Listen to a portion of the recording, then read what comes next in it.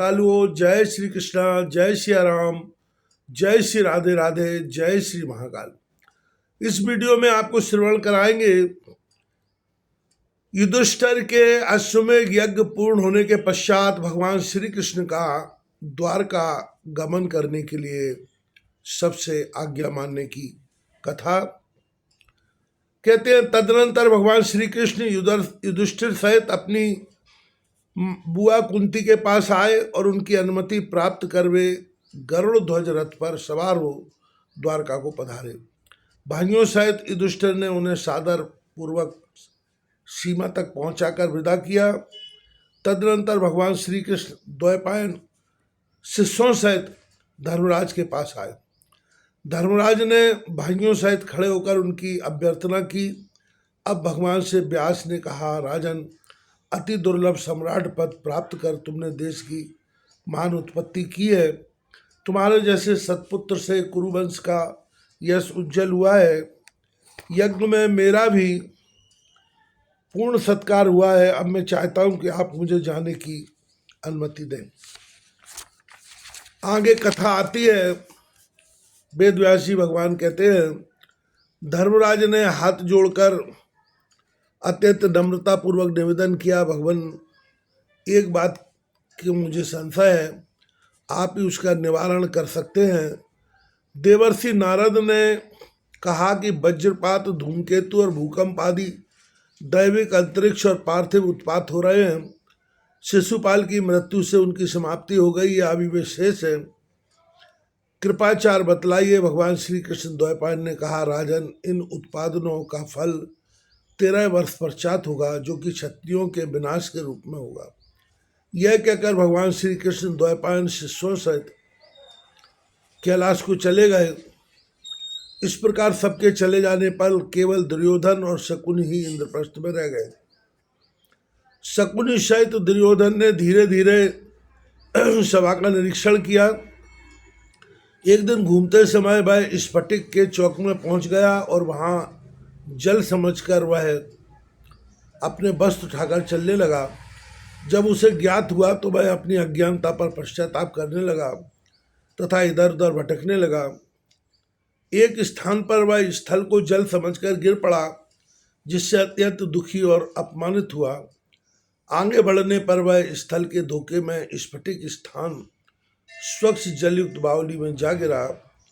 उसको गिरा हुआ देख अर्जुन, भीम, सहदेव और नकुल आदि हंसने लगे, जिससे वह अत्यधिक लज्जित हुआ।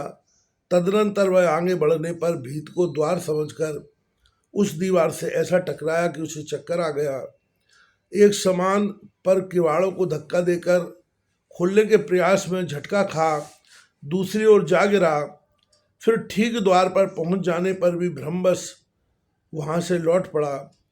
इस प्रकार बार बार भ्रमित होने तथा यज्ञ की भव्यता से दुर्योधन के मन में बड़ी पीड़ा हुई।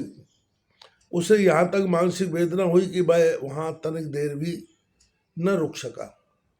वह धर्मराज युधिष्ठिर से अनुमति ले तुरंत हस्तिनापुर को चल दिया। चित्त की उद्विग्नता के कारण वह कांतिहीन हो गया। शकुनि अपने भांजे की विकलता को समझकर उससे कहने लगा, दुर्योधन, क्या दशा है? दुर्योधन ने कहा, मामा जी, युधिष्ठिर का महान वैभव देखकर मेरा शरीर रात दिन जलता रहता है। कठिनता यह है कि मैं अकेला राज्य लक्ष्मी नहीं ले सकता और आज विश्व मेरा शायद दृष्टि नहीं आता। यही कारण है कि क्रोध की आग में झुलस रहा हूँ। मामा जी, इस स्थिति में आप ही कोई युक्ति बतलाइए। शकुनि ने कहा, हे दुर्योधन, अस्त्र शस्त्र विद्या में कुशल महान तेजस्वी पांडवों को युद्ध में जीत सकना मनुष्य तो क्या देवताओं की शक्ति से भी बाहर है। हाँ, एक युक्ति मैं तुम्हें युधिष्ठिर को जीतने की बतलाता हूँ। मैं जुआ खेलने में अद्वितीय हूँ। त्रिलोकी में भी मुझे जुए में कोई नहीं हरा सकता। इसलिए तुम इन्हें बुलाकर जुआ खेलने को विवश करो। मैं चतुरतापूर्वक इनका सारा राज्य वैभव जीत लूँगा। तुम अपने पिता धृतराष्ट्र से कहो कि इसकी व्यवस्था कर मुझे द्यूत कर्म की आज्ञा दे। मैं अवश्य उन्हें जीत लूँगा। इस प्रकार निश्चित कर धृतराष्ट्र ने से दुर्योधन ने सब स्थिति कह सुनाई। साथ ही उनसे कहा, यदि आप जुए की आज्ञा देंगे तो मैं कदापि जीवित नहीं रहूंगा और शीघ्र ही प्राण त्याग दूंगा। धृतराष्ट्र ने बेटे के हट के समक्ष घुटने टेक दिए। इच्छा न होते हुए भी दूत कर्म के लिए उन्होंने स्वीकृति दे दी तथा विदुर को आदेश दिया कि वह भाइयों सहित युधिष्ठिर को अतिशीघ्र ही हस्तिनापुर ले आए। राजा धृतराष्ट्र के तोरण स्फटिक नाम की सभा तैयार कराई, जिसमें 1000 खंभे तथा सोने और बैदुर जटे 100 दरवाजे थे। उसकी लंबाई चौड़ाई 1 कोस थी। धर्मराज युधिष्ठिर इसी सभा को देखने के बहाने बुलवाए गए। राजा धृतराष्ट्र का निमंत्रण पाकर धर्मराज युधिष्ठिर द्रौपदी आदि रानियों और भाइयों सहित शीघ्र ही हस्तिनापुर पहुंच गए। वहां पहुंचते ही वे महात्मा भीष्म, द्रोण, कर्ण, कृपाचार्य तथा अश्वत्थामा के साथ विधि पूर्वक मिले। तत्पश्चात सोमदत्त, दुर्योधन, साल्व, शकुनी, समागत राजा दुशासन आदि भाई जयद्रथ तथा अन्य सभी कुरुवंशियों से मिल बैठकर राजा धृतराष्ट्र के पास गए। उन्होंने पतिव्रता गांधारी और धृतराष्ट्र को प्रणाम किया। उन्होंने प्रसन्न हो सुभाषिस दिया। पांडवों के प्रणाम से कौरव अत्यंत प्रसन्न हुए। उन्होंने रत्न जटित भवनों में ठहराया। द्रौपदी आदि रानियां भी अंतःपुर में स्त्रियों से यथायोग्य मिली। दूसरे दिन नित्य कर्म से निवृत्त हो प्रातःकाल ही सब लोग धृतराष्ट्र की सभा में गए। जुआ खेलने वालों ने उन सब का स्वागत किया। फिर स्वागत सत्कार के पश्चात शकुनी ने धर्मराज से जुआ खेलने का प्रस्ताव किया। धर्मराज युधिष्ठिर इस पाप कर्म के लिए निषेध करते हुए शकुनी की भर्त्सना की, किंतु उसके विशेष अनुरोध पर उन्होंने जुआ खेलना स्वीकार कर लिया। दुर्योधन ने कहा, दाव लगाने के लिए धन तो मैं दूंगा, परंतु मेरी ओर से खेलेंगे मेरे मामा शकुनी। आइए खेल शुरू किया जाए। वहां राजा धृतराष्ट्र भी अनेक राजाओं भीष्म, द्रोण, कृपाचार्य और महात्मा विदुर सहित बैठे थे। जुआ प्रारंभ हुआ। युधिष्ठिर ने स्वर्णमय आभूषणों में श्रेष्ठ परम सुंदर मणिमय हार दाव पर लगाए। शकुनी ने कौशल पूर्वक वह दाव जीत लिया। तब धर्मराज ने 1,18,000 मोहरों से भरी थैलियां, अनंत धन भंडार और बहुत सी सुवर्ण राशि दाव पर लगा दी। जीत अब की बार भी शकुनी की ही हुई। फिर युधिष्ठिर ने 5-5 द्रोण स्वर्ण से भरे 400 खजाने दाव पर लगाए। शकुनी ने फिर भी उन्हें जीत लिया। अब तो युधिष्ठिर ने अपना सर्वस्व दाव पर लगा दिया। शकुनी छलपूर्वक जीत गया। तदनंतर वे अपने सहित चारों भाइयों को भी दाव में हार गए। तब शकुनी ने कहा, युधिष्ठिर, तुमने जुए में स्वयं अपने को हारकर बड़ा अनर्थ किया है। अभी तुम्हारे पास दाव पर लगाने के लिए तुम्हारी पत्नी द्रौपदी शेष है। युधिष्ठिर ने कहा, लो, अब मैं अपनी प्रियतमा पत्नी द्रौपदी को भी दाव पर लगाता हूँ।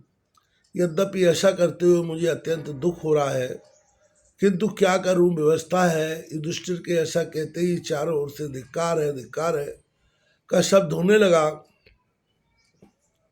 शकुनी ने पांसा फेंक कर कहा, यह लिया, और अपनी विजय घोषित कर दी।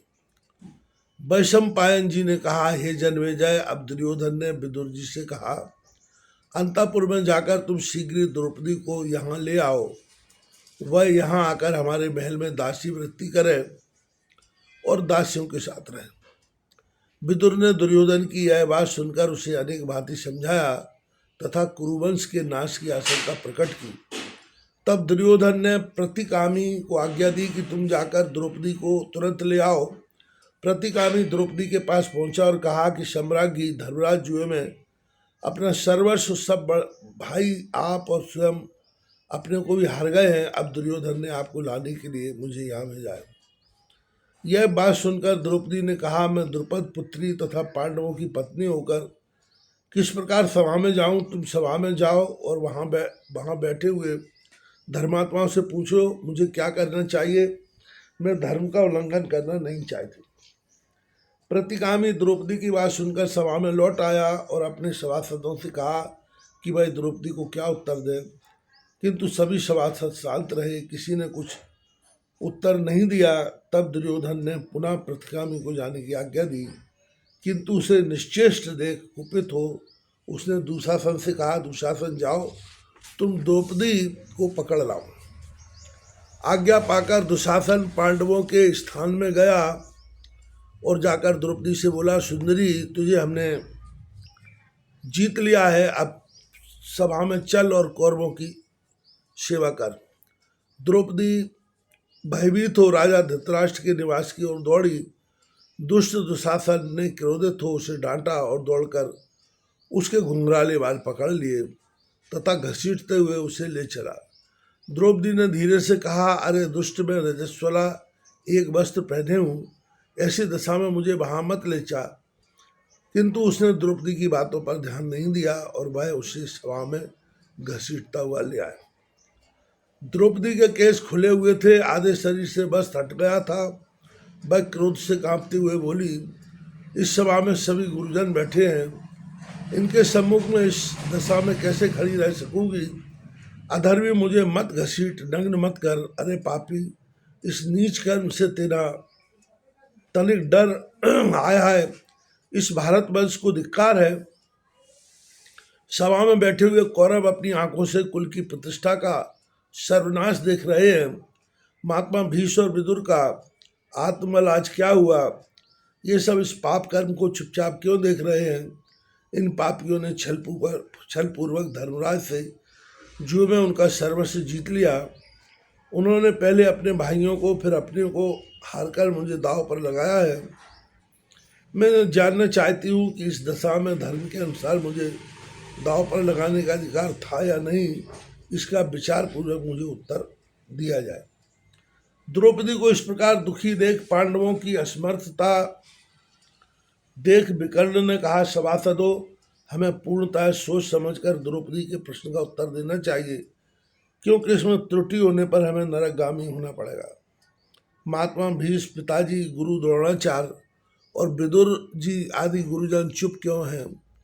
आप लोग क्यों नहीं अपना मत प्रकट करते? बार बार कहने पर भी सबको निरुत्तर देख विकर्ण ने कहा, युधिष्ठिर को जुआ खेलने के लिए विवश किया गया था।